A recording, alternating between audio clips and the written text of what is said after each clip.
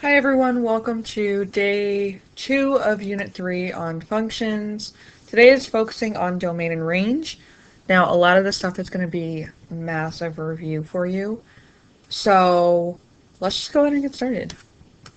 Domain is the set of all x values within a function, okay, so the x coordinates, and the range is the set of all y values in a function, okay.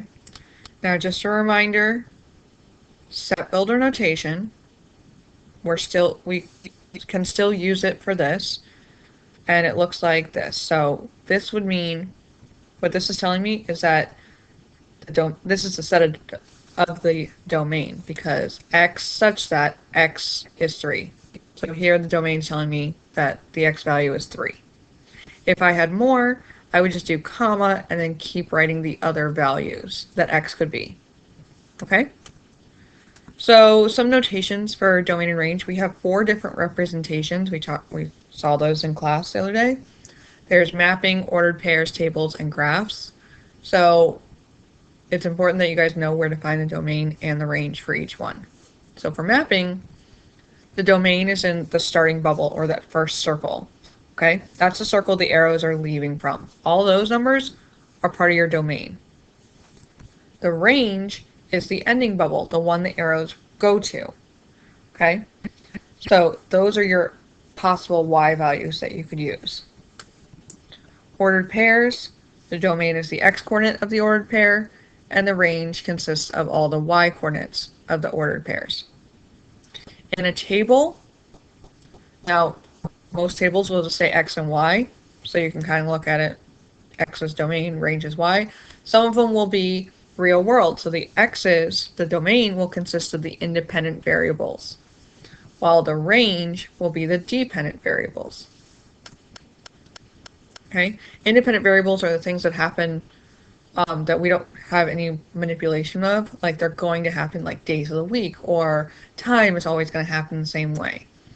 But dependent variable is stuff that we can alter, depending on like behaviors or circumstances, stuff like that. So that is your dependent variable. Like your weight is something that you can alter to some extent. Okay. Graph. When you look at the graph, the domain are going to be the x values of those points, and the range will just be the y values of the points. Okay, so let's look at example 1. We're going to identify the domain and range for the set of ordered pairs. So let's write this down somewhere. Before we do example 1, I want you to write a couple things. Yeah, so when you write domain and range, we always must use 3 things. So we're going to do DNR must-haves. Okay, you guys can find a space. I'm just going to write it right here. Okay, and I'm going to edit this as I go because this is way too large. Oh, likes to move on its own apparently. Domain and range must-haves. Okay, 1, must be in braces. Always needs to be in braces. Okay, even if they ask you to do it in set builder notation, if they don't ask you to do it in set builder, you still have to put it in braces. Number 2, and I'll make this smaller so you guys can see everything, is, oh goodness, I can't type. I really can't type. Is number 2 is the order. We have to go from least to greatest, so it has to be in the correct order. And then number 3 is no repeats. So even if the number appears in more than one set of ordered pairs or in the table more than once, we only write it once. Okay? And I'm just going to make that a little bit wider. And then I'm going to make this a little bit smaller. Okay? So please make sure you write this in. Alright? Domain and range must-haves. Braces, ordered from least to greatest, and no repeats. So now I can go ahead and find the domain and range here. So set of ordered pairs. So for domain, I'm going to look at the x values. I have a 9, a 4, a 7, and a -5. So I'm just going to go ahead and write it in a set of braces. Make sure it's in order from least to greatest, and I didn't have any repeats, so I don't have to worry about number 3.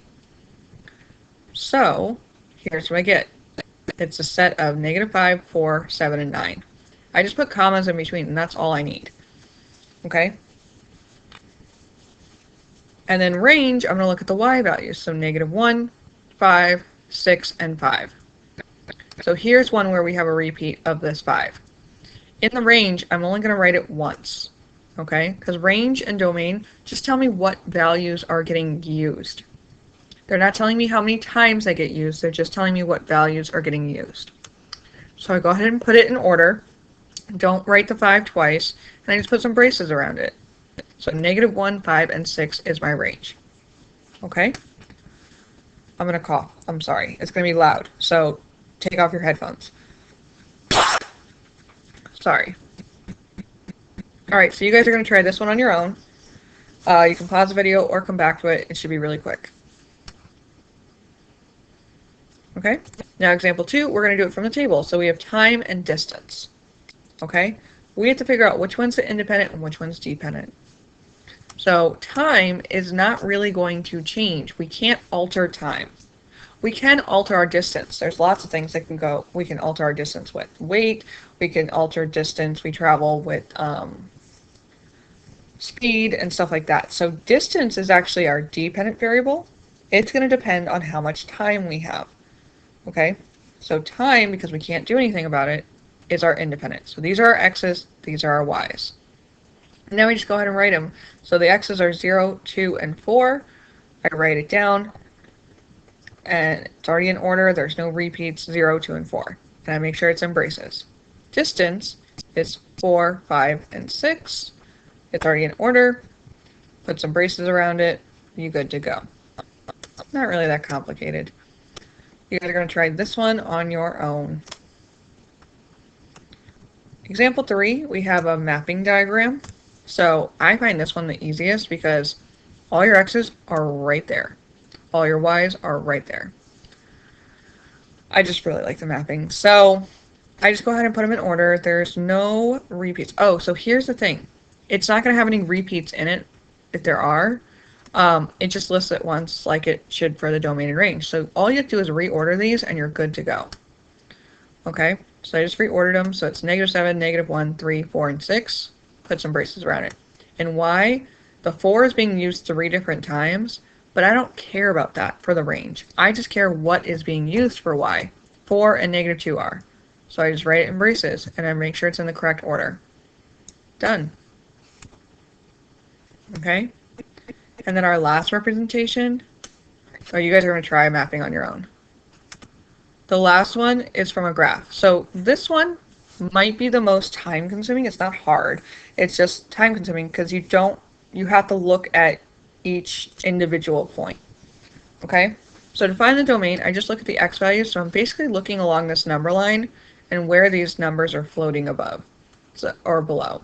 So here I have a -3 for an x. Here has -1 for an x. Here has 0 for the x. This one has 1. This one has a 2 for the x. And this one has about a 2.5.